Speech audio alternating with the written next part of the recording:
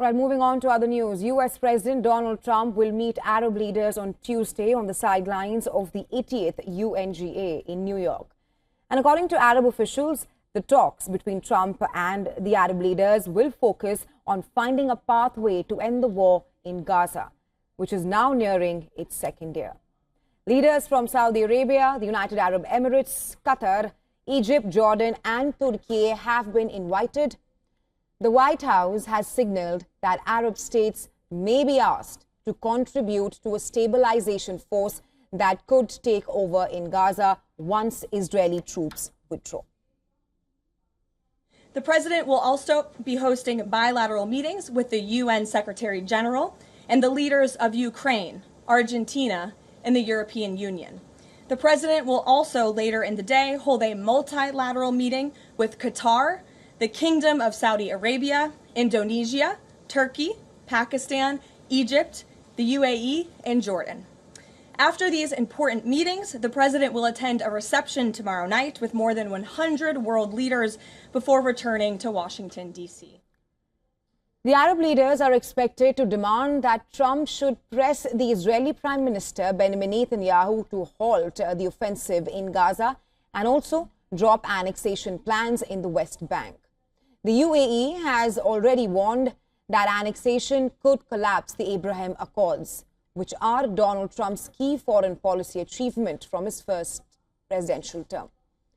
On the same day, Trump is also scheduled to meet Gulf leaders from Saudi Arabia, the UAE, Qatar, Oman, Bahrain and Kuwait. The discussion will center on Israel's first ever strike inside Qatar, which targeted Hamas leaders a few days ago. This series of meetings takes place days before Trump is scheduled to host Israeli Prime Minister Benjamin Netanyahu to the White House on September 29th. And this as the United States continues to offer a strong political and military support to Israel. It is right now finding itself increasingly isolated on the global stage.